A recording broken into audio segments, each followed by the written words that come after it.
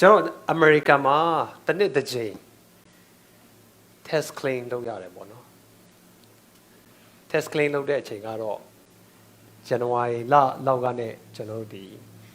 April လလေတိပေါ့ပုံမှန်အဖြစ်အဲ့လောက်ရှိတယ်ဆိုတော့ test claim လုပ်တဲ့အခါမှာကျွန်တော်မိသားစုပုံမှာမိသားစုလူဦးရေပုံမှာမူတည်ပြီးတော့နောက်ပြီးတော့ကျွန်တော်အလုပ်လုပ်တဲ့နော်ဒီအခွန်ဘဏ္ဍာဆောင်ထားတဲ့ပုံမှာမူတည်ပြီးတော့မှကျွန်တော်ရရှိတာဖြစ်ပါတယ်တချို့ test claim 2020အတွက်လုပ်ပြီးတော်တော်လုပ်ပြီးသွားပြီလို့ထင်တယ်နော်မရသေးတဲ့လူရောရှိသေးလားမသိဘူးကျွန်တော်တို့အထင်မှာတချို့ရှိသေးတယ်နော် okay လမ်းမှာလာနေပြီပြင်ဆင်နေတော့မဲပေါ့နော်အဲ့တော့တနေ့တစ်ချိန်ကျွန်တော်တို့ test claim လုပ်တဲ့အချိန်ဆိုရင်ဘယ်လိုလဲပျော်လားဝတ်တာတယ်ပေါ့နော် test claim လုပ်တဲ့အချိန်မှာတခုတော့ရှိတယ်ပေါ့နော်ဒီမှာချွင်းချက်အနေနဲ့တချို့ဝင်ဝယ်ရများတဲ့လူတော့ပြန်ရော်ရတာနေတော့ရှိတာပေါ့နော်ဒါပေမဲ့ corporation တွေကစဉ်းစားကြည့်နော်အမေရိကန်မှာကျွန်တော်ဒီ Amazon ဆိုတာကတစ်နှစ်ဝင်ငွေကသူတို့မှာ billion နော် billion ရာနဲ့ချီပြီးရှိတယ်ဒါပေမဲ့အဲ့လောက်ကြီးမားတဲ့ corporation ကအခွန်ဆောင်ရလားဆိုတော့မဆောင်ရဘူးသူတို့ကအားလုံးအခွန်0Walmart တို့တခါလေ subsidy ဆိုတာကအစိုးရကနဲ့သူတို့အခွန်ကင်းလို့ခွင့်ပေးတဲ့အပြင်ကိုအကျိုးခံစားခွင့်တည်တံ့ပေးနေတာဆိုတော့ဒါကြောင့်မို့ corporation တွေကတော့ဒါသူ့လမ်းကြောင်းနဲ့တူပေါ့နော်ဒါပေမဲ့ဒီမှာကျွန်တော်အဓိကပြောချင်တာကကျွန်တော်တို့ယုံကြည်သူရဲ့တက်တာမှာကျွန်တော်တို့လည်းပဲဒီနေ့ဟောဆေဘုတ်ဘုတ် Sunday ကကျွန်တော်တို့ test claim day ဖြစ်တယ် hallelujahအဲ့တော့ကျွန်တော်တို့တမန်ကျမ်းစာမှာဘုရားကဝိညာဉ်ကောင်းကြီးအတွက်လမ်းပြင်ဆင်ထားတယ်လို့ခန္ဓာကောင်းကြီးအတွက်လည်းဘုရားပြင်ဆင်ထားတယ်ဝိညာဉ်ကောင်းကြီးအတွက်ကနော်ကျွန်တော်တမန်ကျမ်းစာမှာဘုရားကသူ့ရဲ့နိယာမအတိုင်းသူအလုံးလုံးတာဖြစ်တယ်အဲ့တော့ဘုရားသခင်ရဲ့အလုံးလုံးခြင်းဘုရားသခင်ရဲ့လမ်းညွန်ခြင်းအဲမှာကျွန်တော်တို့တွားလာမယ်ဆိုရင်ကျွန်တော်တို့ကဘယ်တော့မှနော်ဒုက္ခဆင်းရဲထဲမှာဘယ်တော့မှမရှိပါဘူးပြဿနာထဲမှာကျွန်တော်တို့မရှိဘူးပြဿနာကြုံလာရင်လည်းအဲ့ဒီကြုံလာတဲ့ပြဿနာကကျွန်တော်တို့အတွက်ဘာဖြစ်သွားလဲဆိုတော့အခွင့်အရေးဖြစ်လာတယ်အဲ့တော့အတင်းတော်မှာဒီနေ့ကျွန်တော်ဆေဘုတ်ဘုတ်တနင်္ဂနွေဆိုပြီးတော့တတ်မှတ်ပြီးတော့ပြုလုပ်နေခြင်းကတော့ကျွန်တော်တို့အတင်းတော်အတွက်အလူငွေရချင်လို့မဟုတ်ပါဘူးဒါကျွန်တော်စိတ်ရင်းတွေကလည်းအဲ့လိုပြောပြတော့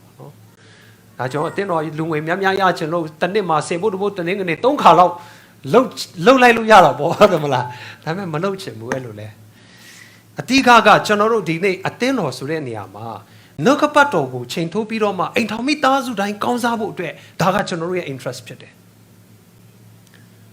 အတင်းတော်တိုင်းမိသားစုတိုင်းကနော်ဝိညာဉ်အသက်တာမှာကောင်းစားဖို့အတွက်ကအတင်းတော်အမှုတော်ဆောင်တွေရဲ့ interest ဖြစ်တယ်ထို့နည်းတူပဲအတင်းတော်မိသားစုတိုင်းချမ်းသာဖို့ငွေရေးကြေးရေးပိုင်းမှာ financial freedom ဆိုတာအကျွေးတွေကလည်းကင်းလို့ပြီးတော့မှလွတ်မြောက်တဲ့ financial freedom ဆိုတဲ့ဟာရဖို့ကျွန်တော်တို့အတင်းတော်အမှုတော်ဆောင်တွေရဲ့ interest ဖြစ်တယ်။ဘာဖြစ်လို့လဲဆိုတော့အိမ်တော်မိသားစုရဲ့ပြဿနာ60ကနေ80ရာခိုင်နှုန်းကငွေကြေးပေါ်မှာမူတည်တယ်။နော်လင်းနဲ့မယားစကားများတာကကျွန်တော်စဉ်းစားကြည့်က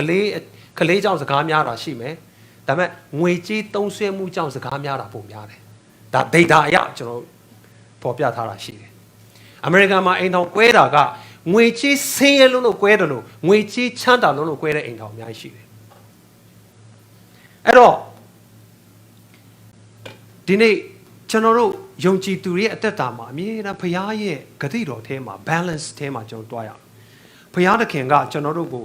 ငွေကြေးကောင်းကြီးမင်္ဂလာပြင်ဆင်ထားတဲ့လမ်းကြောင်းရှိတယ်အဲ့ဒီလိုရှိတယ်လို့ငွေကြေးရေးကြောင်းမှုရလာတဲ့အခါပြဿနာမရှိဖို့အတွက်အိမ်ထောင်မှာငွေကြေးရှိသည်ဖြစ်စေမရှိသည်ဖြစ်စေနောက်ဆုံးအခက်အခဲရှိသည်ဖြစ်စေအိမ်ထောင်မိသားစုမှာတာယာဖို့အတွက်ပျော်ရွှင်နိုင်ဖို့အတွက်ဝိညာဉ်ကောင်းကြီးနဲ့ချိန်ထိုးပြီးတော့ကျွန်တော်အသက်ရှင်နိုင်ဖို့နှုတ်ကပတ်တော်ကကျွန်တော်တို့ကိုပေါ်ပြထားဖြစ်ပါတယ်ဒါကြောင့်ကျွန်တော်နော်နှုတ်ကပတ်တော်ကိုကြားနာဖို့လိုတယ်အသက်တာကိုပြင်ဆင်ဖို့လိုတယ် Also no kapato gabe general in hamitazu will come yes it. At the time will come yes it. The no kapatone, you buy on the yapidoma, see why Omidore Lumia Shire. Najamo Kunapiolo, no, John Sebo the book, look your kama, won't talk dom of Chisi Chemu. Alonga, Gotana ne Pangane, Payata can no sort of logical teva. No? တခါလေကောင်းတဲ့အမှုပြုတဲ့အခါမှာကောင်းတဲ့အမှုတွေပြုလွန်းလို့ပေါ့နော်ကိုကပဲနေ့တိုင်းဒါစေဖို့ကိုပြောနဲ့မထည့်တဲ့လူစိတ်ဆိုးတဲ့အထိဖြစ်လာရင်လေဒါကဘာလဲဆိုတော့ကောင်းတဲ့အမှုထဲမှာမကောင်းခြင်းဖြစ်လာတယ်ဒါကြောင့်ဘယ်သူမှဝန်ထုတ်ဝန်ပိုးအားဖြင့်နော်လင်းနဲ့မရလဲအဲ့လိုမျိုးမဖြစ်စေချင်ဘူးနေရစေဖို့မထည့်ဘူးနေရစေဖို့ထည့်တယ်အဲ့လိုကောင်းတဲ့အမှုပေါ်မှာအခွင့်အရေးယူပြီးတော့မှမလုံချင်းပေါ်မှာကိုလဲပြန်ပြီးတော့မှဟိုနော်ပြင်းနေရှုပ်ချခြင်းတွေလည်းမဖြစ်စေချင်ဘူးကျွန်တော်တို့လည်းနော်စင်ပြုစုပြီးအဲ့လိုမလုပ်ချင်ဘူးအားလုံးကပါလေလွတ်လပ်ဝိညာဉ်တော်ရှိတဲ့နေရာမှာလွတ်လပ်တာဖြစ်တယ်အဲ့ဒီလွတ်လပ်ခြင်းနဲ့ပါဝင်ခြင်းနဲ့နော်ဆယ်ဖို့ပေးလူခြင်းထဲမှာကောင်းကြီးမင်္ဂလာရေးသိမ်းရတာဖြစ်တယ်နော်ပြည့်ညက်အောက်မှာသွားတယ်လို့မျိုးနော်မလုပ်စေချင်ဘူးပြည့်ညက်နဲ့ဆွဲဆောင်တယ်လို့မျိုးနော်မာလခိထဲမှာရှိတယ်လေနော်ကျွန်တော်ဆယ်ဖို့တဖို့အကြောင်းပြောရင်ဘယ်သူကတင်းတော်မှာတော်တော်များများပဲကစတယ်မာလခိခန်းကြီးကစတာလေမာလခိခန်းကြီး3ထဲမှာနော်တင်းတို့ဒီဖျားသခင်အုပ်ဆောင်ကိုလူယူတော့သူဓမြတိုက်တော့သူချစ်တယ်တခိုးတွေအဲ့ဒီကစတာဆိုတော့လက်လို့မဟုတ်ပါဘူးဒါကပြည့်ညက်ထဲမှာတွားတယ်နော်ဒီဆယ်ဖို့တွေဖြစ်တယ်ဒါကြောင့်မို့ကျွန်တော်တို့ဒီနေ့ဝိညာဉ်တော်အားဖြင့်ပြောင်းလဲလာတဲ့အစပြုလာတဲ့အသင်းတော်တိုင်းယုံကြည်သူတိုင်းဟာကောင်းတဲ့အမှုပြုတဲ့နေရာမှာဆယ်ဖို့ထဲတဲ့နေရာမှာပြင်လေကျွန်တော်တို့ကဗာလဲပြည့်ညက်တရားအတိုင်းဆွဲပြီးတော့မှမထည့်ရင်ကျိန်ဆဲချင်းရမယ်ဆိုတဲ့ဟာကျွန်တော်မသွားဘူးဘာလို့ဆိုတော့ပြောင်းလဲတော့သူဘုရားသခင်ကိုချစ်မြတ်လို့တော့သူအသက်တာတကယ်ကိုဘုရားနဲ့တွာလာပြီးဝိညာဉ်သက်တာမှာ level မြင့်ပြီးတော့မှဒါမှမဟုတ်ကျွန်တော်ဘောနဂင်ရတော့သူဒါမှမဟုတ်ကျွန်တော်တို့ဘယ်လိုလဲဆိုတော့ရင့်ကျက်သောယုံကြည်သူရဲ့အသက်တာဟာဆိုရင်ဘာမှကျွန်တော်တို့ကအထူးပြည့်ညတ်ထားစရာမလိုပဲနဲ့ဝိညာဉ်တော်ဘုရားကနှလုံးသားထဲမှာတွင်တင်တယ်အဲ့ဒီတွင်တင်ခြင်းထဲမှာကျွန်တော်လွတ်လပ်တွာလာတာဖြစ်တယ်အာမင်ကျင့်တော်ကျမ်းစာထဲမှာဇက်ခဲကအခွန်ခံတထေးသားဖြစ်တယ်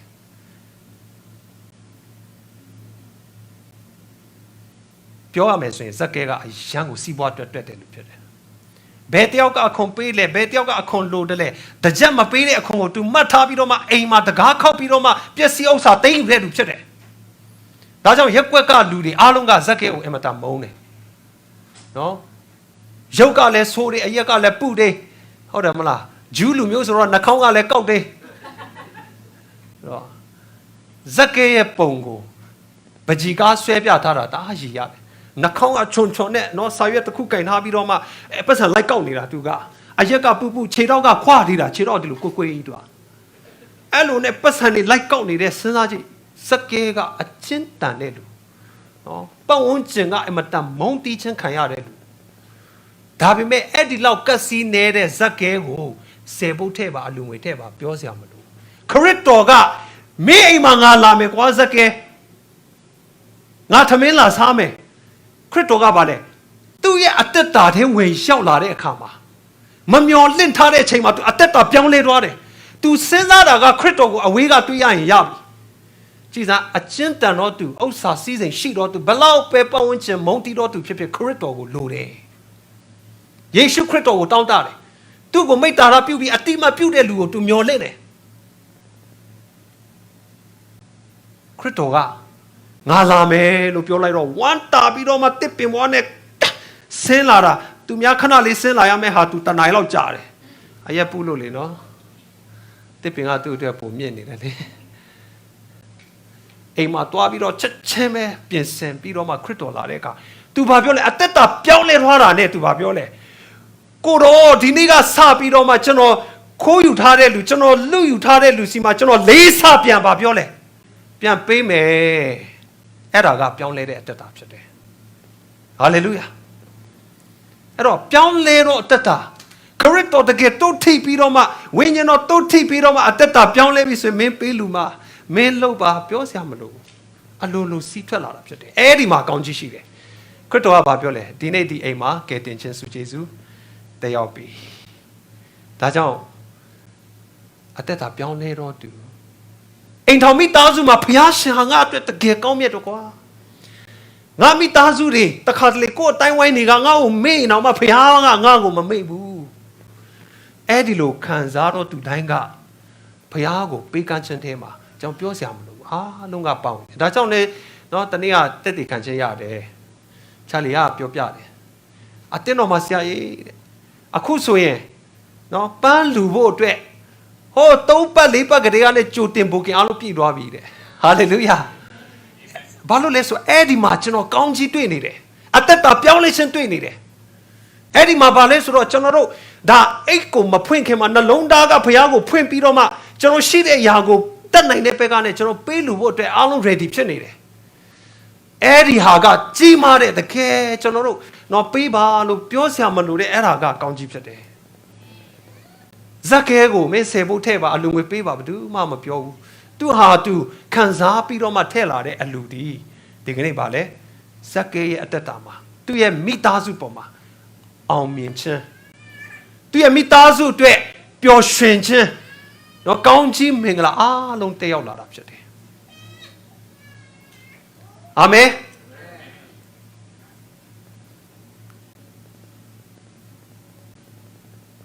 ဒါကြောင့်မို့ဒီကနေ့ကျွန်တော်10ဖို့တပုတ်တနင်္ဂနွေဆိုတာကအတင်းတော်မှာကျွန်တော်တို့နော်အထူးနေ့တတ်မှတ်ပြီးတော့မှကျွန်တော်တို့ပြုလုပ်နေတာဖြစ်တယ်ဒါပေမဲ့ကျွန်တော်တို့ခုနပြောလို့ pressure ပေးဖို့နော်မရမကထဲ့ပါဟိုတယောက်ကတော့ထည့်ထားတယ်ဒီတယောက်မထည့်ထားဘူးစရင်မှတ်ပြီးတော့မှလုပ်ယူတဲ့ဟာကျွန်တော်မလုပ်ဘူးမရှိဘူးဆိုတာပေါ့နော်အားလုံးကျွန်တော်လွတ်လပ်ခြင်းနဲ့နော်ပျော်ရွှင်ခြင်းနဲ့တင်းတော်မှာပါဝင်တယ်ဒီနေ့ဗိမာန်တော်တိဆောက်ခြင်းမှာလဲကျွန်တော်အဲ့လိုပဲအားလုံးကိုတော့အတိပေးရတယ်လေ faith promise နဲ့ဗိမာန်တော်တိဆောက်ဖို့အားလုံးပါဝင်ရအောင်ဒီလောက်ပဲဒါပေမဲ့ကျွန်တော်ပါဝင်လာတဲ့လူကအတိုင်းထက်အလွန်ကျွန်တော်တွေ့ရတယ်ဟာလေလုယာနော်ကျွန်တော်တို့က900ပါရမယ်1000ပါရမယ်မလုပ်တော့ဘူးအခုဒီနေ့ကအားလုံးပြောပြီးသားအပြက်ဘုရားသခင်နိုးဆော်လို့ထဲပါ90တက်နိုင်90 100တက်နိုင်100တလမှာနော်အရေးချနဲ့90တက်ချင်လဲဒါအတင်းတော်မှာပါဝင်တဲ့နေရာမှာကျွန်တော် pressure အနေနဲ့မထက်မနေရအနေနဲ့ကျွန်တော်မလုပ်တော့ဘူးဘာလို့လဲဆိုတော့နှုတ်ကပတ်တော်အတိုင်းကျွန်တော်လေ့လာကြည့်တဲ့အခါမှာအိမ်ထောင်မိသားစုတွေတကယ်ကြီးမားတဲ့ကောင်းကြီးကနှလုံးသားထဲကနေယူစီလာပြီးကိုတော့ကျေးဇူးတင်တယ်မနစ်ကကောင်းကြီးတဲ့ကျွန်တော်ဒီနေ့ပို့ရတယ်ဒီနေ့ကျွန်တော်ပေးလူလိုက်တာအလကားမဖြစ်ဘူးပို့ပြီးတော့မှကျွန်တော်ပြန်ရိတ်သိမ်းအောင်မယ်ဆိုတဲ့အဲ့ဒီကောင်းကြီးကကျွန်တော်အသက်တာထဲမှာကျွန်တော်တွေ့နေရတယ်အာမင်ဒါကြောင့် TLCC မိသားစုတိုင်းနော်ဒီနေ့ရတဲ့ကျွန်တော်တို့ဝင်ငွေဒီနေ့မှာရှိတဲ့တာသမီထက်နောက်နေ့မှာကျွန်တော်ပုံပွားများမှာဖြစ်တယ်အာမင်ဒီနေ့မှာကျွန်တော်တို့တခုစဉ်းစားထားတဲ့ဟာတဲ့နောက်နေ့မှာပို့ပြီးတော့တဆလုပ်နိုင်မှာဖြစ်တယ်စီးပွားရေးအတွက်ပြင်ဆင်ထားရဆိုရင်လည်းကျွန်တော်မျိုးစိကျဲပြီးတော့မှပါဝင်ပြီးတော့မှဒီဟာကကျွန်တော်တို့ရိတ်သိမ်းစရာနော်ဖြစ်စေပါဟာလေလုယာကျွန်တော်တမန်ကျမ်းစာကိုစဉ်းစားတဲ့အခါနော်တကယ်ထူးဆန်းတဲ့အကြီးမားဆုံးသောပေးကမ်းခြင်းတွေကိုလုပ်တာကနော်အချမ်းသာဆုံးလူတွေမဟုတ်ဘူးအာမင်ကျမ်းစာထဲမှာလေမုတ်ဆိုးမတွေကိုတော်တော်အသုံးပြုတယ်ဘုရားသခင်ကနမိတ်လက္ခဏာတွေကြီးကြီးမားမားလုပ်တော့မယ်ဆိုဘုရားမုတ်ဆိုးမတွေဘာလို့လဲဆိုချမ်းသာတဲ့လူတွေအားဖြင့်ဘုရားလှုပ်လိုက်ရင်ဒီလူကပေးနိုင်လို့လူတာဆိုတာလောလောဟောပေါ့နော်ရိုးရိုးလေးဖြစ်သွားမယ်သူတတ်နိုင်လို့သူလူတာလေဒါပေမဲ့မတတ်နိုင်တဲ့လူတွေထဲကနေဖွေရနမိတ်လက္ခဏာဘုရားလှုပ်တာဖြစ်တယ်အေလီနော်အေလိယနဲ့မုတ်ဆိုးမအကြောင်းကျွန်တော်အားလုံးသိတယ်မတတ်နိုင်ခြင်းမရှိခြင်းတွေကနေပေးလူတဲ့အရာကတမန်ချမ်းစာထဲမှာတမိုင်းတွင်စေတယ်ဖွေတော့နမိတ်လက္ခဏာဖြစ်စေတယ်မုတ်ဆိုးမရဲ့အလူနှပြားလေးကပါလေချမ်းစာမှာဖာရိရှဲတွေလူတဲ့အလူမြောက်များစွာတဲ့တမိုင်းတွင်စေတယ်ခရစ်တော်ရဲ့အတိမပြုခြင်းကိုရတာဖြစ်တယ်ဟာလေလုယာအဲ့ဒါကဘာလဲဆိုတော့နှလုံးသားကစီးထွက်လာတဲ့အလူဖြစ်တယ်မိမတယောက်ကတကယ်ကိုနော်ခရစ်တော်ကိုအမတန်ကျေးဇူးတင်ပြီးတော့ချစ်မြတ်နိုးတဲ့စိတ်နဲ့ရောက်လာပြီးတော့မှဒေနာရိ300တန်နဲ့နာဒုကြောက်မွေးစီခွဲပလိုက်တယ်အဲ့ဒီနာဒုကြောက်စီဆိုတာကြောက်နော်ကြောက်ပလင်းဆိုတာကဒါဣသရေလမှာအဲ့ဒီခေတ်ခါတုန်းကရှမ်းကိုဈေးကြီးတယ်ဒေနာရိပြား300ဆိုတာဒီကနေ့ကျွန်တော်ရတနစ်ဝင်ဖြစ်တယ် American ရဲ့ပြမြတစ်နှစ်ဝင်ငွေဆိုရင်တော့ဒေါ်လာ3000လောက်ရှိတယ်ရေမွေးတစ်လုံးထဲဒေါ်လာ3000လောက်တန်တဲ့ဝင်ငွေအဲ့ဒီရေမွေးကိုကျွန်တော်စီမှာဒေါ်လာ1000တန်တဲ့ရေမွေးရှိလားမေးကြည့်တာနော်ရှိရင်လည်းလက်ထောင်ပြအောင်ကျွန်တော်လာသုံးနည်းနည်းသုံးချင်လို့ဒီအမျိုးသမီးကဒီရေမွေးနော်ဒေနာရီအပြား300တန်တယ်စဉ်းစားကြည့်အဲ့ဒီလောက်ကောင်းတဲ့ကြောက်မွေးကိုရိုးရိုးပလတ်စတစ်ဘူးထဲထည့်ထားတာမဟုတ်ဘူးနာဒုနော်ကြောက်ပလင်းထဲမှာထည့်ထားတာအဲ့ဒီလောက်ထိတိမ်ထားတဲ့ရေမွေးကိုခရစ်တော်လာတဲ့အခါမှာအဟုန်တို့ယူလာပြီးတော့မှအဲ့ဒီကြောက်မွေးပလင်းကိုခွဲပလိုက်တယ်ခွဲပြီးတော့မှခရစ်တော်ရဲ့ခေါင်းပေါ်မှာဗိတ်သိပ်ပြီးလောင်းပလိုက်တယ်အဲ့ခါမှာဟာဘေးမှာရှိတဲ့တပည့်တော်တွေတောင်မှအောင်သွားတယ်ဟာဒီလောက်တန်တဲ့ရေမွေးကနှမျောလိုက်တာရောင်းပြီးတော့စင်းရသားတွေဟိုမှာ IDP camp နေဟုတ်တယ်မလားဟိုမှာသမင်းစားစရာမရှိတဲ့လူတွေကိုပေးလိုက်ပါလားတခါလေအဲ့လိုဈေးတွက်တာကျွန်တော်တို့ကဖယားသခင်ကိုပေးလူတဲ့နေရာမှာကျွန်တော်ဈေးတွက်မတွေ့အောင်တခါလေကျွန်တော်အတင်းတော်မှာပန်းနေလူတယ်ပန်း100ဖို့900ဖို့လူတဲ့အခါမှာဟာတခါတည်းထိုးဖို့ပန်းကိုနှမျောလိုက်တာမပြောပါစေဘာလို့ဖယားသခင်ကိုပေးတဲ့အခါအကောင်းဆုံးပေးခရစ်တော်ကဒီလောက်တန်ဖိုးရှိတဲ့ဟာမသုံးပါနဲ့မလုပ်ဘူးဘာလို့လဲဆိုတော့အဲ့ဒီနေရာမှာအော်ဖယားကောင်းကြီးရှိတယ်ဆိုတာကိုဖယားပေါ်ပြတာဖြစ်တယ်ဒီအမျိုးသမီးကိုလည်းပဲဘယ်သူမှသွားလူဖို့ပြောတာမဟုတ်တိုက်တွန်းထားတာမရှိဘူးသူ့မှာစုဆောင်ထားတဲ့သူအမျက်နှိုးဆုံးဘဝတစ်ခုလုံးရင်းပြီးတော့မှတိတ်ဆေးထားတဲ့ဒီရေမွေးကိုခွဲပြီးတော့မှတခါတည်းလောင်ချပလိုက်အဲ့ဒီနေရာမှာဗာတွေ့ရလဲဆိုတော့ရက်ရောချင်းအသက်တာကိုပေးအပ်ခြင်းတွေ့ရတယ်ဒါကတမန်ကျမ်းစာထဲမှာတမိုင်းတွင်စေတယ်ဒါကြောင့်မို့ဒီနေ့ခရစ်တော်ကိုရတော့သူ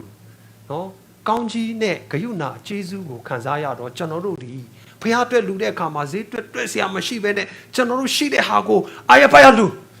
နော်မလူနိုင်ဘူးဆိုရင်လည်းစိတ်ထဲမှာဟာငါမလူရပါလားဘာညာကျွန်တော်တို့နော်ချီနှောင်ခြင်းမဖြစ်စေနဲ့လွတ်လပ်ဖြစ်တယ်ဖခင်သခင်ကကျွန်တော်တို့ကိုဘာမှမတောင်းထားဘူးကျွန်တော်တို့ကိုပေးတာပဲရှိတယ်ဖခင်သခင်ကနော်ကျွန်တော်တို့ကိုလွတ်လပ်စွာနော်ပေးလူစီတာဖြစ်တယ်ရက်ရောစွာနဲ့ဝမ်းမြောက်စွာနဲ့ပေးလူခိုင်းတာပဲဖြစ်တယ်ဒါကြောင့်မို့ဆယ်ဖို့တဖို့တရင်ကနေနော်ဒီရဲ့အတိတ်ပဲအနှစ်သာရလေးကိုကျွန်တော်သိစေချင်တာဖြစ်တယ်အာမင်အဲ့တော့ဆယ်ဖို့တဖို့အကြောင်းပြောတဲ့အခါမှာပထမဆုံးဒီ original meaning ကိုကျွန်တော်ပြောချင်တယ်အားလုံးလိုက်ပြောအောင်မဆာဟေဘရဲစကားထဲမှာဆယ်ဖို့ဆိုတာကမဆာလို့ခေါ်တယ်နော်ဒီဘက်မှာကြည့်ဟေဘရဲစကားကိုဘယ်ကနဲ့ဖတ်ရတယ်မာဆာဆိုတာဒီဘက်ကနဲ့လာတယ်ဒီဟာဒီဘက်ကနဲ့လာတယ်အဲ့တော့မဆာဆိုတာက 10% လို့ခေါ်တယ်30ပေါ့နော်10ပုံမှာတပုတ်အဲ့ဒါကမဆာလို့အသိပေးရတယ်သူတို့က10ပုတ်တပုတ်ပြောတဲ့အခါမှာမဆာအဲ့လိုပြောတယ်ဒါပေမဲ့ဒုတိယစကားတစ်ခုကိုကြည့်အောင်ဒါက revelation တစ်ခုဖြစ်တယ်နော်ဟေဘရဲစကားနဲ့ပဲနော်မာဆိုတာကိုဖြုတ်ပြီးတော့မှအစာဆိုတာကဘာလဲဆိုတော့ rich and wealth လို့ခေါ်တယ်ကဲအားလုံးပြောအစာအဲ့ဒါက rich and wealth နော်အစာလို့ဖြစ်တော့အစာကကောင်းချီးရှိတယ်လို့အာမင်အဲ့တော့ဒီစေဖို့တဖို့ဆိုတဲ့စကားလုံးတစ်ခုထဲမှာပဲပါရှိလေစေဖို့ထဲမှာအောင်မြင်ခြင်းကောင်းကြီး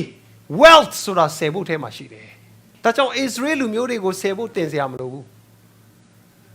ဂျူးလူမျိုးတွေကိုဒီကနေ့ထိတိုင်အောင်ဆယ်ဖို့တဖို့အကြောင်းတင်စရာမလိုဘူးသူတို့ကဒီဆယ်ဖို့ဆိုတဲ့အခြေခံစကားမှာကိုကောင်းကြီးကဆယ်ဖို့ထဲမှာရှိတယ်ဆိုတာရေးထားပြီးသားဟာလေလုယာဒီနေ့ကျွန်တော်တို့ဒီလည်းပဲနှုတ်ကပတ်တော်ထဲမှာကျွန်တော်တို့ကိုဗာလဲဆိုတော့ဆယ်ဖို့တဖို့မှာကောင်းကြီးရှိတယ်ဆိုတာကိုဖော်ပြထားတယ်မာလာခိခန်းကြီး3ထဲမှာစေဖို့ပေးပါနောက်ပြီးရင်ဒါတွေမှာဂရိတော်တွေအများကြီးရှိတယ်ဒါပေမဲ့မပေးတဲ့အခါမှာပါတယ်ဆိုတော့အဲ့မှာဒါကပြည့်ညတ်တော်ရဲ့နောက်မှာလာတဲ့စေဖို့ဖြစ်တယ်ဒါပေမဲ့ဒီပြည့်ညတ်တော်ကအရင်ဖြစ်တာမဟုတ်ဘူးတမန်ကျမ်းစာထဲမှာစေဖို့ကဘယ်မှာစလဲဆိုတော့ကပောက်ကျမ်းခန်းကြီး14ထဲမှာစတယ်အဲ့ဒီမှာကျွန်တော်တို့အားလုံးသိပြီးသားဒီအသင်းတော်မှာယုံကြည်သူတွေအားလုံးကတော့ကျွန်တော်ခဏပြောတာဖြစ်တဲ့အတွက်တော်တော်လေးရိပ်မိနေပြီအာမင် Okay ကျွန်တော်ဒါလေးကိုမတွားခင်ပါနော်ကပောက်ချမ်းကိုမတွားခင်ပါဒီလူကိုကျွန်တော်နည်းနည်းလေးနော်ဘယ်နည်းလောက်ချင်တာပေါ့နော် Richard DeVos ဆိုတာဘယ်သူလုပ်ထည့်တယ်ဒါအခုလောလောဆယ်အတင်းတော်မှာ member တွေလည်းရှိတယ်အမျိုးသမီးတွေလည်းကြိုက်တယ်ဒါတကူတကယူပြီးပေါ်ပြတာကချားမဟုတ် Richard DeVos ဆိုတာကဘယ်သူလုပ်ထည့်တယ်ကိုတသေးကိုမေ့နေပြီနော်တချို့လူတွေနော်ကိုတသေးကိုမေ့နေပြီ Yeah ဒါအမွေးကုမ္ပဏီရဲ့တသေးကြီးဖြစ်တယ်ဆိုတော့အမွေးတွေကနော်ချို့ရောင်းနေတယ်ချို့အားပေးနေရကိုယ့်ရဲ့ founder ကိုမသိဘူးဖြစ်နေတယ်နော် Richard DeVos ဆိုတာ founder of Amway နော်အလားကုန်နေကျမ်းမာရေးဒီကုမ္ပဏီကမ္ဘာမှာဒါဘီလီယံနာတသေးဖြစ်တယ်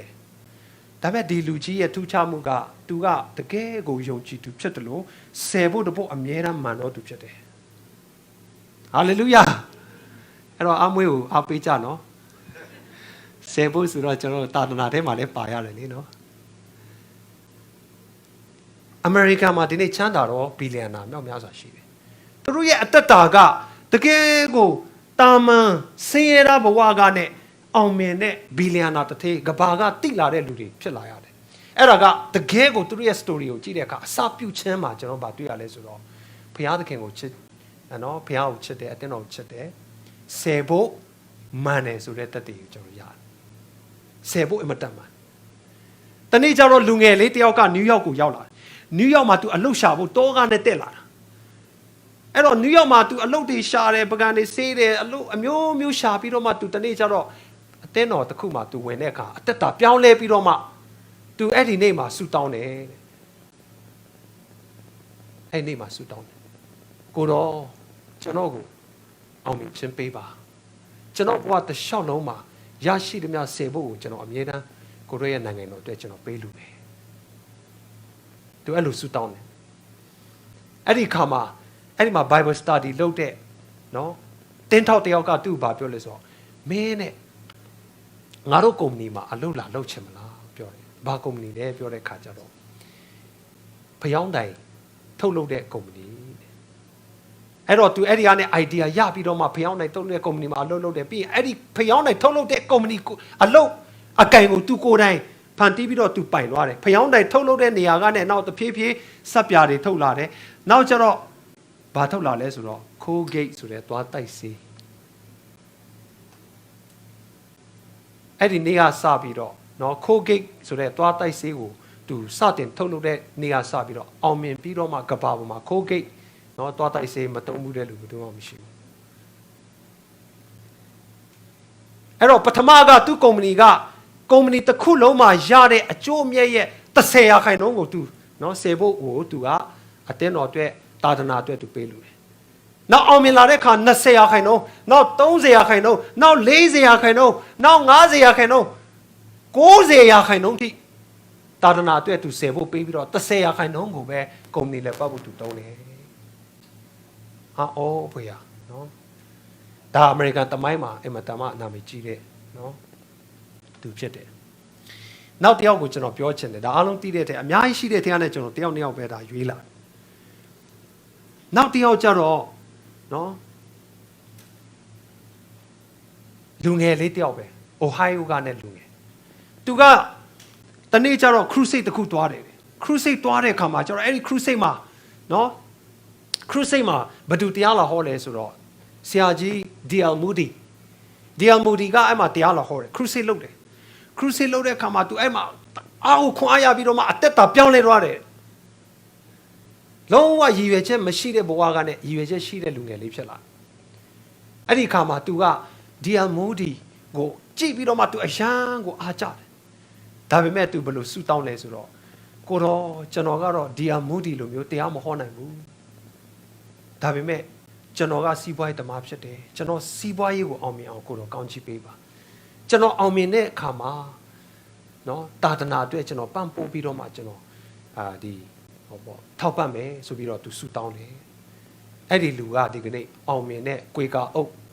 နော်ကျွန်တော်စားနေကွေကာအုပ်ထုတ်တဲ့ကုမ္ပဏီရဲ့တထေးဖြစ်လာတယ်နော် Crower လို့ခေါ်တယ်နော်ကြည်စမ်းသူတို့ရဲ့ဘဝကဘယ်ကစလဲဆိုတော့ဘုရားသခင်ကိုသူတို့ promise ပေးတယ် 10ဘုတ်ကနဲ့အစာပြုတ်ပြီးတော့မှစီးပွားရေးမှာတကယ်အောင်မြင်တဲ့ကဘာနဲ့အခြေပြီးတော့မှနာမည်ကြီးတဲ့လူတွေဖြစ်လာတယ်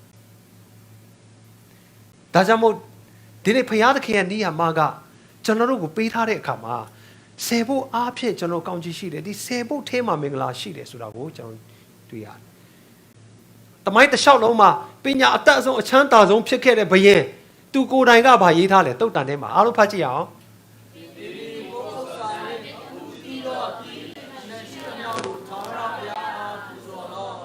တို့ပြုလင်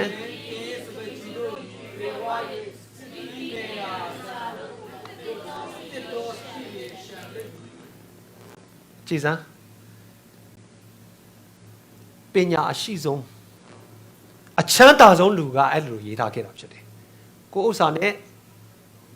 အိုးတီးတော့အတိနိုင်ရှိမြောက်ထားဖျားပူဇော်ပါ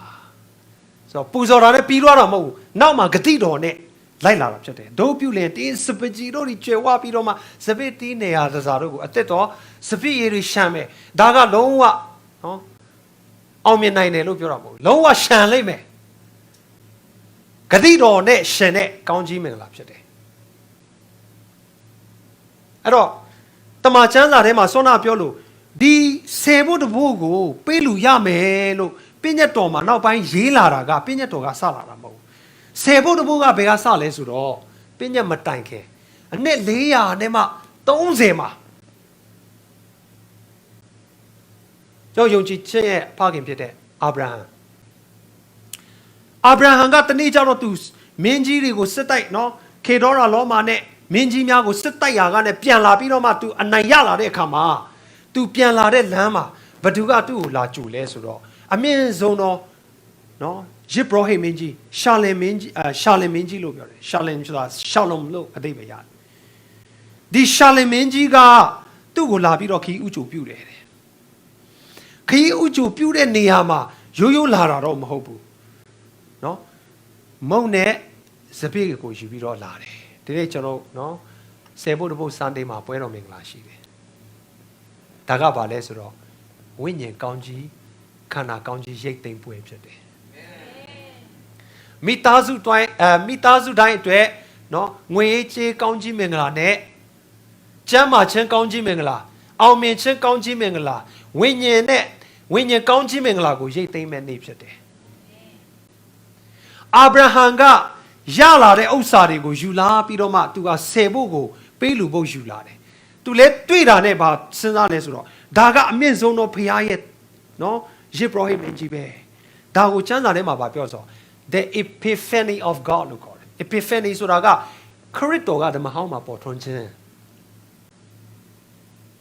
မေလခိဇေဒက်ကိုတမန်ကျမ်းစာမှာဘယ်လိုဖော်ပြလဲဆိုတော့ဟေဘရဲ9ထဲမှာကျွန်တော်တွေ့တယ်ဘယ်လိုဖော်ပြလဲဆိုတော့မေလခိဇေဒက်ကအမြင့်ဆုံးသောဘုရားရဲ့ယေဘရဟိဖြစ်တယ်လို့သူ့မှာကမိဘစင်ဆက်မျိုးရွှေစင်မျိုးဆက်တွေမရှိဘူးအဖေအမေနာမေမရေးထားဘူးပြီးရင်ဒီမေလခိဇေဒက်ကဘယ်အချိန်မှာတည်သွားတယ်ဆိုတာမရေးထားဘူးဆိုတော့အသက်ရှင်တော်သူတော့ဖြောင့်မတ်မှန်ကန်တော်သူဖြစ်တယ်လို့ကျမ်းစာမှာပြောတယ်အဲ့ဒီလိုလာတဲ့အခါမုန်နဲ့စပြည့်ကိုယူပြီးတော့မှလာတယ်မုန်နဲ့စပြည့်ဆိုတာဘယ်သူ့ကိုပုံဆောင်လဲဒီနေ့ခရစ်တော်ကိုပုံဆောင်တာပေါ့အဲ့တော့ဒီ10ဘုတ်တဘုတ်ရဲ့အဖြစ်ပြက်ကကျွန်တော်တို့ပြည့်ညက်တရားအောက်မှာဖြစ်တာလားပြည့်ညက်မတိုင်ခင်ဖြစ်တာလားပြည့်ညက်မတိုင်ခင်အနှစ်430အာဗြဟံကို10ဘုတ်ပေးဖို့ဘယ်သူကတိုက်တွန်းထားလဲဘယ်သူမှမတိုက်တွန်းဒါပေမဲ့ယုံကြည်ခြင်းအပြင်သူတည်တာဖြစ်တယ်ယုံကြည်ခြင်းအပြင်10ဘုတ်ကိုပေးလိုက်ခြင်းအပြင်သူ့ရဲ့ဘဝတက်တာမှာဘုရားရဲ့ကောင်းခြင်းနဲ့ဂတိကိုသူရိတ်သိမ်းရမယ်ဆိုတော့သူမြင်နေတယ်ဒါကြောင့်ဒီနေ့ကျွန်တော်10ဘုတ်ပေးလူတဲ့အခါယုံကြည်ခြင်းအပြင်ပေးလူရမှာဖြစ်တယ်လာလတန်တော်ကောင်းကြီးများကိုကျွန်တော်တို့ကကြိုတင်ပြီးတော့မှဗာလဲ unlock လုပ်ရမှာဖြစ်တယ်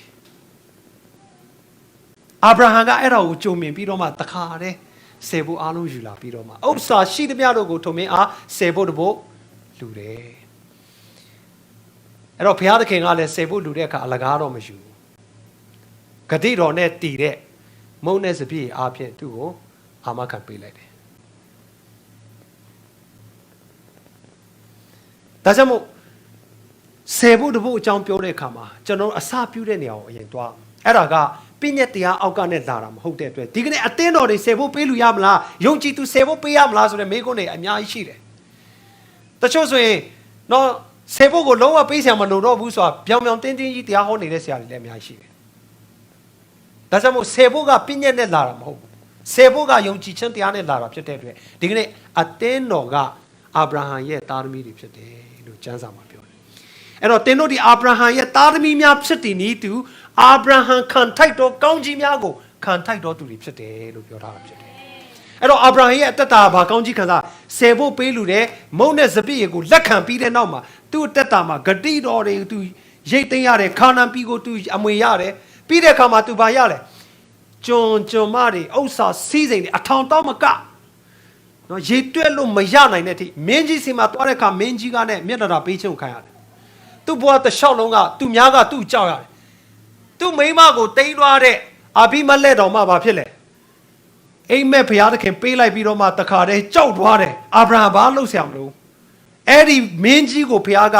အိမ်မက်ယူပိုင်အောင်အပြစ်ဆုံးမပြီးတော့ပါလေအမြန်သွားမဟုတ်ရင်မင်းပြီမှာစင်ရဲချင်းနေအနာရောဂါဘေးတွေလာတော့မယ်အဲ့ဒါကဖြောင့်မတ်တော်သူငါရဲ့ကျွန်တပည့်ဖြစ်တယ်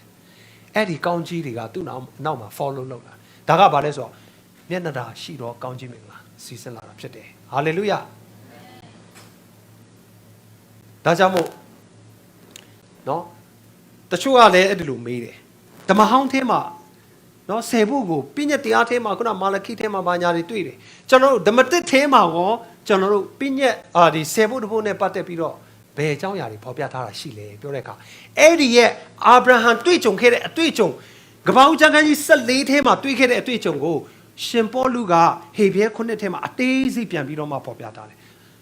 နော်ကပ္ပဦးထဲမှာမပြထားတဲ့အရာကိုပေါလုကဘာလုပ်လဲဆိုတော့အတိတ်ဘယ်တော်ဖွင့်ဆိုလိုက်သေးတယ်သူဘာပြောလဲဆိုတော့အာဗြဟံကလည်းမင်းစဉ်းစားကြည့်တယ်ဓမ္မဟောင်းထဲမှာအဲ့ဒါမပါဘူးဒါပေမဲ့ပေါလုကဓမ္မတစ်ထဲမှာသူ့ရဲ့ဝိညာဉ်တော်ရဲ့ဗျာဒိတ်ကိုရပြီးတော့ဝိညာဉ်တော်ရဲ့ဖော်ပြခြင်းကိုရပြီးသူဖော်ပြတဲ့အခါဘာပြောလဲဆိုတော့အာဗြဟံသူဆယ်ဖို့လူတဲ့အခါမှာတဲ့အာဗြဟံကနော်အမြင့်ဆုံးသောဘုရားဖြစ်တဲ့ယေရှုခရစ်တော်ကိုနိုင်ထားတဲ့မေလိခိဇေဒက်ကိုသူဆယ်ဖို့ပေးတဲ့အခါမှာတဲ့အသက်ရှင်သောဘုရားသခင်ကိုဆယ်ဖို့ပေးတယ်ဒီကနေ့နော်ပြည့်ညက်တရားအောက်မှာငါတို့လူတွေဆယ်ဖို့ပေးတယ်ဆိုတာကအသက်မရှိတဲ့တေတတ်တဲ့လေဝိလူမျိုးကိုငါတို့ဆယ်ဖို့ပေးတယ်ကြည်စမ်းဘယ်ဟာကပုံမြတ်တယ်လဲအသက်ရှင်တဲ့ဘုရားကိုပေးတဲ့ဆယ်ဖို့ကပုံမြတ်တယ်တဲ့ကြည်စမ်းဒါပေါလုကထည့်ပြီးတော့မှအတိတ်ပဲဖွင့်ဆိုပေးလိုက်တာပြီးသူဘာပြောနေလဲဆိုတော့နော်အာဗြဟံဆယ်ဖို့တော့ပေးတဲ့အခါမှာတဲ့အမြင့်ဆုံးသောဘုရားကသူ့ကိုတဲ့မင်းဆယ်ဖို့မထက်ရင်နော်ကြိမ်ချရမယ်ထက်ရင်ကောင်းကြီးရမယ်မပြောဘူးတခါတည်းကောင်းကြီးနဲ့အရင်လာကြိုတယ်အမြင့်ဆုံးသောဘုရားရဲ့ကောင်းကြီးမင်္ဂလာခံစားရတော့အာဗြဟံဆိုတော့ဒီနေ့ကျွန်တော်ကျေးဇူးတော်ကာလမှာဆယ်ဖို့မှာကမင်္ဂလာပဲရှိတယ်ကြိမ်ချင်းမရှိဘူး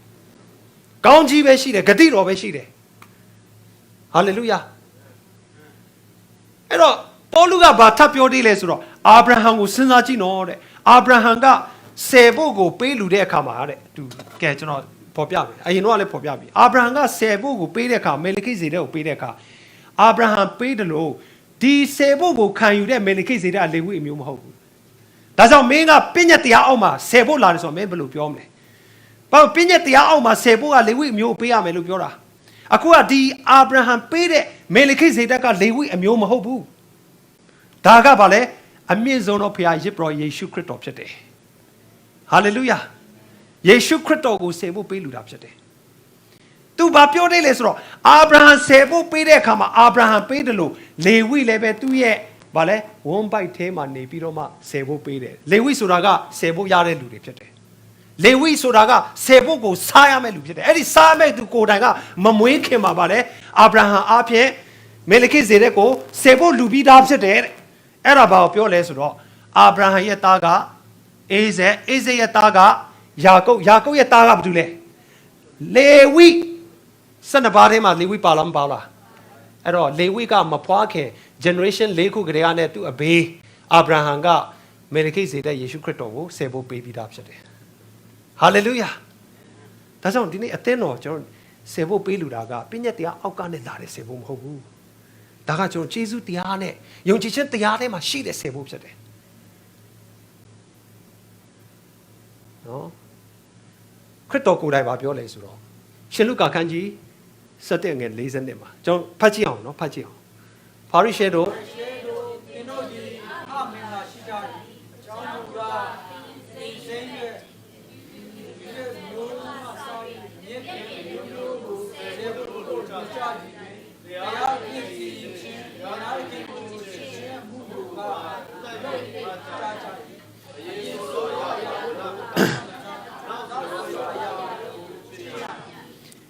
ကျွန်တော်တို့အများအားဘာပြောတတ်လဲဆိုတော့ယေရှုခရစ်တော်ကဆယ်ဖို့အကြောင်းဘယ်တော့မှမပြောခဲ့ဘူးလေပေးလူချင်းအကြောင်းတော့ပြောတယ်စင်ရတော့ကူညီရမယ်မဟုတ်ဆုံးမကူညီရမယ်နော်ပေးကမ်းရမယ်ဆိုတဲ့အကြောင်းပဲပြောတာဆယ်ဖို့မပြောဘူးလို့ပြောခရစ်တော်ကိုယ်တိုင်ဆယ်ဖို့ပြောရတဲ့ကျမ်းတမ်းရှိတယ်ဒါကသူကိုယ်တိုင်ပြောတာ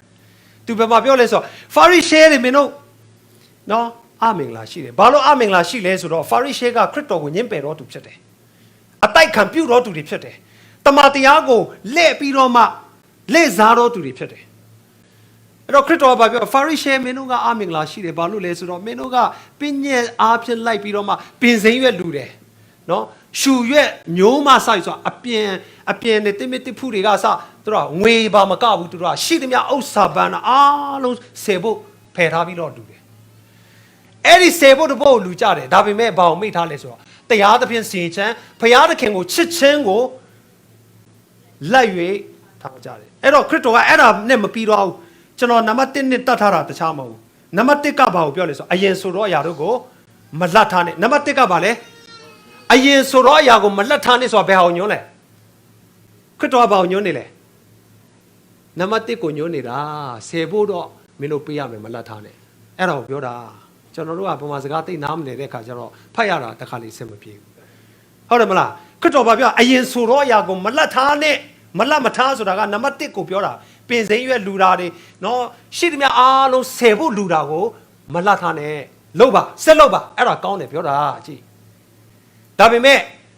ဘာလို့လဲလုပ်ရမလဲဆယ်ဖို့လူတဲ့အခါဆယ်ဖို့လူတာတက်နော်ဘာသာရေးအရာလူတာမဖြစ်စေနဲ့နောက်ဆိုတော့အရာတို့ကိုဘာလုပ်ရမလဲကျင့်ရမယ်အဲ့နောက်ဆိုတော့အရာပါလေနံပါတ်1ကိုပြောတာတရားစီရင်ခြင်းဘုရားသခင်ကိုချစ်ခြင်းအဲ့ဒါလည်းမချန်ထားနဲ့ဆယ်ဖို့လဲလူဘုရားကိုလည်းချစ်ဆယ်ဖို့လူတဲ့အခါဘုရားကိုချစ်တဲ့စိတ်နဲ့လူပါအဲ့ဒါကိုပြောတာဖာရိရှဲတွေကျတော့ဆယ်ဖို့ပဲလူတယ်ဒါပေမဲ့လူတွေကိုမချစ်ဘူးဘုရားကိုမချစ်ဘူးဒါကြောင့်ခရစ်တော်ကဘာကို confirm လုပ်လဲဆိုဆယ်ဖို့ကိုပေးလူပါတော့မပေးနဲ့လို့ခရစ်တော်မပြောဘူးဆယ်ဖို့ကိုပေးလူပါဒါပေမဲ့ဘုရားကိုလည်းချစ်ပြီးတော့မှသူတစ်ပါးကိုမဆခြင်းတနာခြင်းဂိယူနာအပြင်စီရင်ပြီးတော့မှပေးလူပါကြည်စမ်းဟာလေလုယာနောက်ကပတ်တော်ကိုကျွန်တော်တို့အဲ့ဒါလို့ရှင်းရှင်းလင်းလင်းသိမယ်ဆိုရင်ဒီနေ့ယေရှုခရစ်တော်ကိုယ်တိုင်ဟေဘရဲကျမ်း9ထဲမှာနောက်ဒီမှာကြောနော်ရှင်လုကာခန်းကြီး7:40ထဲမှာခရစ်တော်ကပြောလဲလူရမယ်နော်ဆယ်ဖို့လဲလူပါဘုရားကိုလည်းချစ်ပါဟာလေလုယာနော်ဒီမှာကျွန်တော်နောက်ရှင်းမယ်ဆိုရင်အကြီးမားဆုံးတော့ပြည့်ညက်ချက်ကပါလဲဆိုတော့ဘုရားကိုချစ်ခြင်းလူကိုချစ်ခြင်းဘုရားကိုချစ်ခြင်းနဲ့ဆယ်ဖို့လူချင်းကိုတဏှာထဲမှာထားတာခရစ်တော်အဲ့ဒီလောက်ကြီးမြတ်တယ်ဆိုတာအဲ့ဒီလောက်အရေးကြီးတယ်ဆိုတော့ပေါ်ပြဟာလေလုယာအဲ့တော့တနေ့ကျတော့နော်ဒါကျွန်တော်ဒီအဖြစ်ပြက်လေးတစ်ခုပေါ့ဓမ္မဟောင်းတွေကပဲဒါကအာဗြဟံလဲနော်ဘိုးဘေးတွေကိုကြည့်တဲ့အခါမှာအာဗြဟံလဲဆယ်ဖို့လူတယ်ပြီးတဲ့အခါမှာယာကုပ်လဲဆယ်ဖို့လူတယ်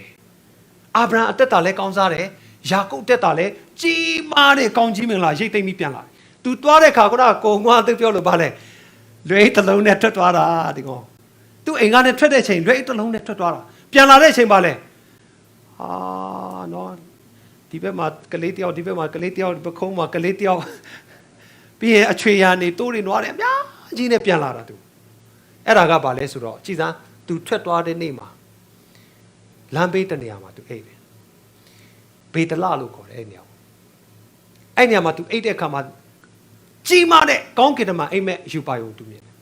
ကောင်းကင်ကလည်းလေကားထောင်ပြီးတော့မှဘုရားသခင်နော်သူ့ကိုဖော်ပြတယ်အတန်တော်ကဘာလဲဆိုတော့ငါကအာဗြဟံအိဇက်နော်ငါအာဗြဟံအိဇက်ဘုရားဖြစ်တယ်မင်းကငါကောင်းကြီးပေးမယ်ပြီးတော့ကိုအမွေပေးမယ်လူမျိုးတကာအထဲမှာမင်းကငါကောင်းစားစေမယ်ယာကုပ်ကလည်းနောက်ဆုံးသူဘာဖြစ်တော့အိတေလဖြစ်သွားတယ်ဘုရားကအမိပါပြောင်းပလိုက်တယ်ဘာလို့ဆိုတော့သူထွက်သွားတဲ့နေ့ကတော့ရိုးရိုးတာမှန်ပဲဘာမှမရှိဘူး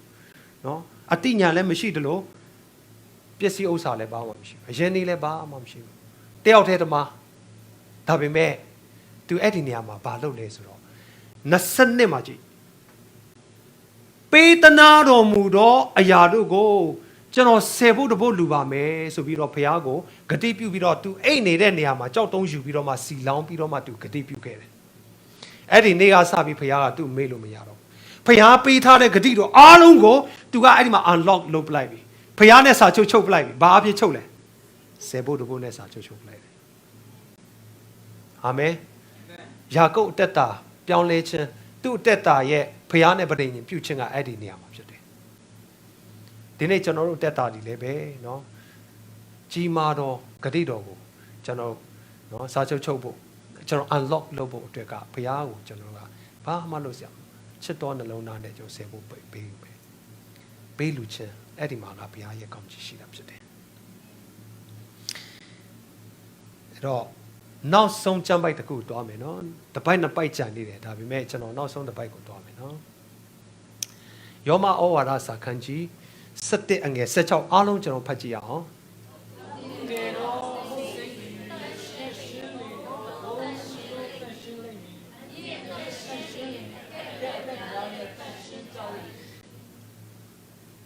အူးနေတော့မုံစိမ့်ဒီတန့်ရှင်းလျင်တပုံလုံးတန့်ရှင်းလျင်တမန်ကျမ်းစာထဲမှာလေအူးတော့တီးနံနဲ့ဆယ်ဖို့နဲ့အမြဲတမ်းခိုင်းနိုင်ပြီးပေါ်ပြထားတယ်တနည်းအားဖြင့်ပြောရင်ဆယ်ဖို့တစ်ဖို့ကအူးတီးတော့အတီးလည်းပြောလို့ရတယ်အူးတီးတော့အတီးမှန်သမျှကိုလည်းပဲဆယ်ဖို့နဲ့တွားပြီးခိုင်းနိုင်တာတယ်သူကအူးတီးတော့အတီးကိုပေးလူတဲ့အခါသူကအကောင်းဆုံးရာကိုယူလာရတယ်အတီးနံတွေထဲအကောင်းဆုံးတိုးနွားတွေထဲအူးတီးဖွာတဲ့အကောင်းဆုံးတော့ရာကိုပေးလူပြီးဘုရားကိုပေးရတယ်ဒီနေ့ဆိုရင်တော့ကျွန်တော်နော်ဒီအတင်းတော်မှာလည်းရှိတယ်ကျွန်တော်အလုပ်ဝင်တဲ့အခါအလုပ်တက်ရတဲ့အခါပထမဆုံးရလာတဲ့ငွေကြေးလစာကိုအတင်းတော်မှာပေးလူတဲ့သူမြောက်များစွာရှိတယ်နော်အဲ့ဒါကဘာလဲဆိုတော့ဆယ်ဖို့နဲ့တွားပြီးခိုင်းနိုင်ထားတယ်ဘာဖြစ်လို့အဲ့ဒီလိုခိုင်းနိုင်ထားလဲဆိုကျွန်တော်ပြောပြတမန်ကျမ်းစာထဲမှာယေရှုခရစ်တော်ကအူတီတော်သူဖြစ်တယ်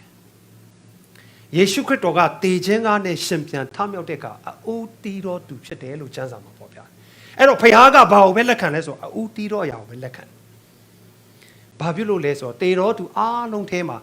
ခရစ်တော်ကရှင်ပြန်ထမြောက်ပြီးတော့တေခြင်းမစ္စုမှန်အောင်မြင်ကျွန်တော်တို့အတွက်အသက်ကိုပေးပြီးတော့မှနော်အပြစ်ကိုရွေးဝယ်တော်သူဖြစ်တယ်ဒါကြောင့်ဘုရားကအဲ့ဒီရဲ့အလူခရစ်တော်ရဲ့အသေးခံခြင်းနဲ့ရှင်ပြန်ထမြောက်ခြင်းအလူကိုပဲခရစ်တော်ကလက်ခံဘုရားကလက်ခံအဲ့ဒါကြောင့်ဘုရားကဘာပြောဆိုဆယ်ဖို့နဲ့အူတီးခြင်းကိုအမြဲတမ်းရှင်ပြီးတော့ဖော်ပြခရစ်တော်ကိုလက်ခံတယ်လို့ဒီကနေ့ကျွန်တော်ရဲ့ပေးလူချင်းထဲမှာအူတီးတော်ယာနဲ့ဆယ်ဖို့ကိုခရစ်တော်ကိုလက်ခံတယ်လို့ကျွန်တော်တို့ကိုလက်ခံတယ်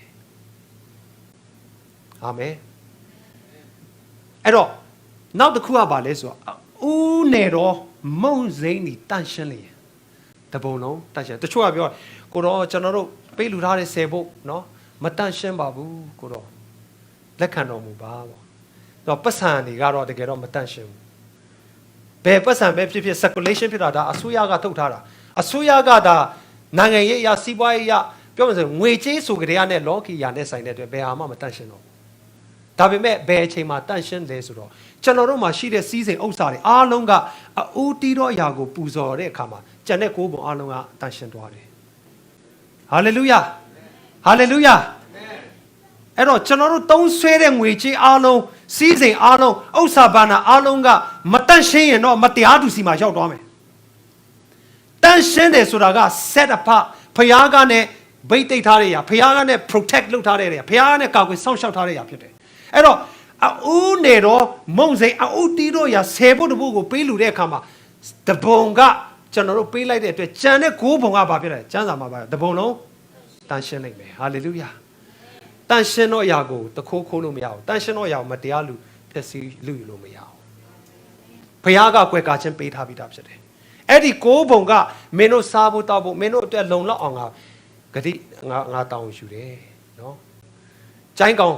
နော်နေတို့ရဲ့လေယာတွေကိုကျိုင်းကောင်စားခြင်းနော်မိုးချောက်တွေးခြင်းအားနဲ့နော်ဖျက်ဆီးခြင်းအားလုံးကနဲ့ငါကာကွယ်မယ်ဆိုတာအဲ့ဒီ9ပုံကိုဘုရားကတန့်ရှင်းစေတာဖြစ်တဲ့အတွက်တန့်ရှင်းတဲ့ຢာတွေကဘုရားနဲ့ဆိုင်တဲ့ຢာဖြစ်တယ်ဟာလေလုယာဒါကြောင့်မို့ဒီကနေ့ကျွန်တော်တို့ဆယ်ဖို့တဖို့ကိုနော်ရှင်းရှင်းလင်းလင်းနဲ့သိစေခြင်းနဲ့နော်နှုတ်ကပတ်တော်အပြင်နားလည်စေခြင်းနဲ့အဲ့ဒီနေရာမှာကောင်းချီးရှိတယ်ဆိုတာကိုကျွန်တော်နားလည်ဖို့ဖြစ်တယ်ကျွန်တော်ဝင်ငါချင်းဒီနေရာမှာပဲကျွန်တော်ရပ်နာမယ်နော်